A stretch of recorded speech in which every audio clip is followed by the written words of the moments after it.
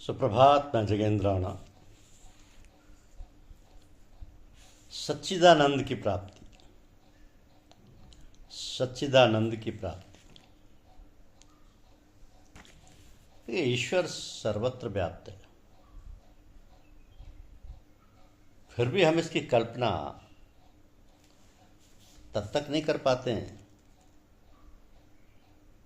या हम इसकी कल्पना तक नहीं कर पाते हैं क्योंकि हम कुछ बंधनों में जकड़े हुए हैं। एक बंधन तो स्थूल शरीर का ही है। इस स्थूल शरीर से जो भोग भोगते हैं उनमें इच्छाएं भी जागृत होती हैं, इसलिए यदि स्थूल शरीर से ही लिपटे रहें तो मृत्यु के पश्चात हमको ये स्थूल शरीर फिर धारण करना पड़ेगा। यदि ख्याली बंधन है तो सूक्ष्म शरीर से उसका भोग भोगना पड़ेगा। पंचेंद्रियों से ही बंधन बनता है, शरीर छूटने के बाद बंधन सूक्ष्म रूप में रहते हैं। तो अगर ख्याली वासनात्मक बंधन भी छूट गए हैं और उनका बीज बाकी है तो कारण शरीर में रहना पड़ेगा। अब बीज को भून दें तो वह नष्ट हो जाता है। बरगद के वृक्ष को देखिए, जरा से बीज से इतना बड़ा वृक्ष तैयार हो जाता है। उस एक बीज में अनंत गुना होने की शक्ति होती है, किंतु यदि इसे भून दिया जाए तो उसमें जमने की शक्ति नहीं रह जाती। हमें कारण शरीर को भून देना है क्योंकि वहाँ बीज में संस्कार स्थित रहते हैं। ये कह देना तो बहुत आसान है, किंतु कर पाना उतना ही कठिन है। और इसका एकमात्र तरीका है समर्पण। मन की बड़ी संभाल रखनी चाहिए, वो कीमती है। मोक्ष बंधन सबका दारोमदार इसी मन पर है। पूज्य सच्चा जी भी कहा करते थे कि जुट्टल खेले सच्चल हो। तो यदि हम समर्पण नहीं कर सकते तो समर्पण का झूठा खेल ही खेलें। देखिए, रास्ते में हम कहीं अपने बच्चे के साथ जा रहे हैं, कोई मिल गया और यदि उसने पूछा कि बच्चा किसका है तो हम झट से कह देते हैं कि आपका ही है।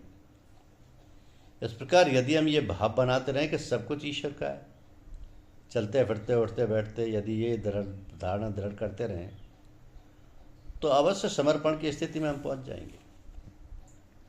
तो समर्पण की क्रिया रात में बहुत अच्छी होती है। 5 मिनट के लिए बिस्तर पर बैठ जाएं, ये ख्याल करें कि हमारे इष्ट हमारे सामने हैं और उस प्रकार की बातें करें कि जैसे घर वालों से करते हैं। तो हम सोचते हैं कि हमने आज इतना परोपकार किया, लेकिन परोपकार हम किसी के साथ नहीं करते।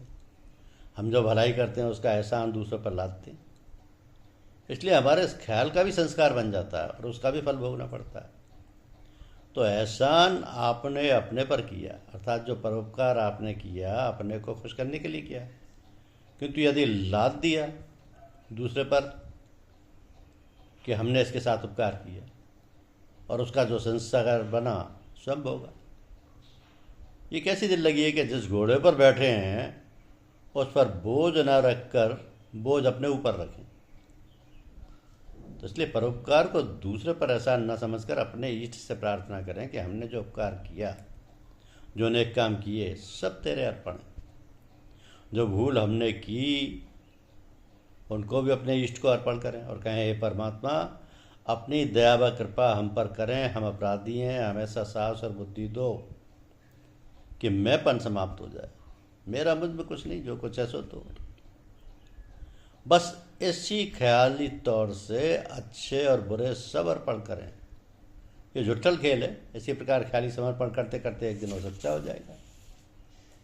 तो हमारे अंदर चाह है, एक अतृप्त वासना है और कुछ ऐसी वस्तु है जिसे हम चाहते हैं, और चाहते हुए भी ये जान नहीं पाते हैं, न समझ पाते हैं कि वो हमारी चाही हुई वस्तु क्या है, हमारा अभीष्ट क्या है।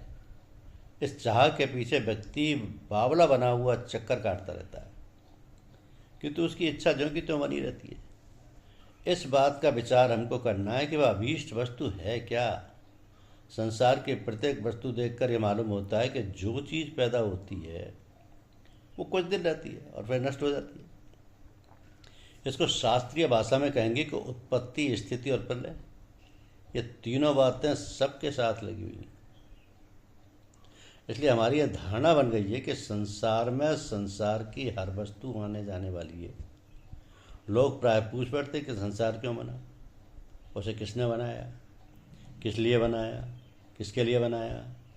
किसी चीज़ को देखकर ये ख्याल तो पैदा होता है कि इसको बनाने वाला कोई है, वो कोई है, इस धारणा का कुछ महत्व है। मतलब हम हैं कि हम किसी सत्ता को स्वीकार करते हैं, फिर भले ही हम उसको समझ ना पाएं।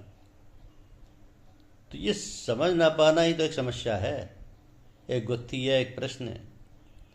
एक समस्या अगर हल हो जाए तो गुत्थी सुलझ जाए, पर तो सब बात मालूम हो जाए। तो ये तो अज्ञात सत्ता को मानते हैं। ये जो अज्ञात सत्ता को मानते हैं उसी को इस परमेश्वर, ईश्वर, अल्लाह या गॉड के नाम से पुकारते हैं। तो मनुष्य जाने बिना नहीं रह सकता, क्योंकि मनुष्य की सत्ता ऐसी की सत्ता से है। मनुष्य ही क्या, संसार की प्रत्येक वस्तु, चर और अचर, सब की सत्ता उसी से है। उसकी सत्ता है ये मान लेने से ही हम उसको सत कहते हैं, और सत का जान लेना या उसका ज्ञान होने को चित कहते हैं। इसे जान लेने का जो ज्ञान है और उस ज्ञान से जो सुखानुभूति हम प्राप्त करते हैं वही तो सच्चिदानंद है। तो मनुष्य में ही शक्ति और सामर्थ्य है कि वह सच्चिदानंद की प्राप्त कर सके। जब तक इसकी प्राप्ति नहीं होती चाह नहीं मिटती। जब चाह है तब चिंता भी लगी हुई है। इसलिए मन अशांति है, तृप्त व संतुष्ट रहता है। अतः हमारा लक्ष्य, हमारा उद्देश्य, हमारी चाहना सच्चिदानंद की प्राप्ति होती है। तो ये प्राप्ति कैसे हो? इसे प्राप्त करने की प्रक्रिया ही हमारी साधना है। यही मनुष्य जीवन का लक्ष्य है। ये क्रिया, ये साधना मनुष्य जीवन में ही हो सकती है। इसलिए मनुष्य योनि, मनुष्य जीवन सबसे श्रेष्ठ माना जाता है। हम साधना पर विचार करें कि वो कौन सी साधना है जो बड़ी सहज, सरल और सुलभ मालूम देती है, किंतु ना जाने कितने दिनों से, युग युगांतर से उससे अलग बिलग भटके हुए किम कर्तव्य विमूढ़ हो रहे हैं। हमें साधना को करना बहुत कठिन है। एक बालक को अपनी माँ से स्वभावतः प्यार व लगाव होता है, किंतु ज्यों ज्यों वो बड़ा होता जाता है, संसार की अन्य वस्तुओं से परिचित होता जाता है, प्यार और लगाव कम होता जाता है। और जब वह वयस्क होने पर किसी प्रेरणा बंधन में पड़ जाता है तो उस माँ के प्रति उसका स्वाभाविक प्यार और लगाव सब लुप्त हो जाता है। तो यही संसार उसका बंधन है या क्रीड़ा है।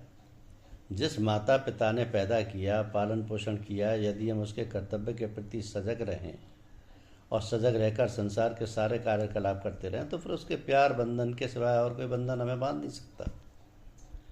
तो ये साधना की सरल और स्वाभाविक प्रक्रिया हुई। अर्थात वो जो परमपिता परमात्मा है, जो सच्चिदानंद स्वरूप है, जिसने हमें पैदा किया, जिसने सारा संसार हमारे लिए बनाया, ये समझकर कि हम उसे ना भूलें और प्यार का सारा कार्य व्यापार करते रहें, तो फिर कोई बंधन ही, फिर कोई बंधन ही नहीं है। उसने ये संसार हमारे लिए बनाया। मतलब है कि संसार में जो कुछ चर अचर है, सबका निर्माण पहले हुआ, अंत में मनुष्य पैदा हुआ। तो जो कुछ भी संसार में बना वो सूक्ष्म रूप से मनुष्य के अंदर बनाया गया, और वो चेतना भी मनुष्य के अंदर पैदा हुई कि इस संसार को कोई बनाने वाला है। न तालिब ही होता, न मतलूम होता, अगर अपने जलवे को रखता निहातू। तो जो ज्ञान हमें प्राप्त करना है, जो सुखानुभूति हमें प्राप्त करनी है, उसको प्राप्त करने की सामर्थ्य हमारे अंदर है, और उस सच्चिदानंद की प्राप्ति हम कर सकते हैं। जब तक उस सच्चिदानंद की प्राप्ति नहीं होगी, हमारी इच्छाएं अनंत रहेंगी, अशांत रहेंगी, अतृप्त रहेंगी। हर व्यक्ति असंतुष्ट रहता जब तक कि सच्चिदानंद की प्राप्ति नहीं हो। तो हमारे जीवन का लक्ष्य, हमारा उद्देश्य, हमारी चाहना, या कहिए कि अंतिम चाहना सच्चिदानंद की प्राप्ति ही है। और ये केवल मनुष्य योनि में ही संभव है। तो साधना मनुष्य जीवन में ही हो सकती है। इसलिए मनुष्य योनि सबको ही सर्वश्रेष्ठ माना गया है। धन्यवाद।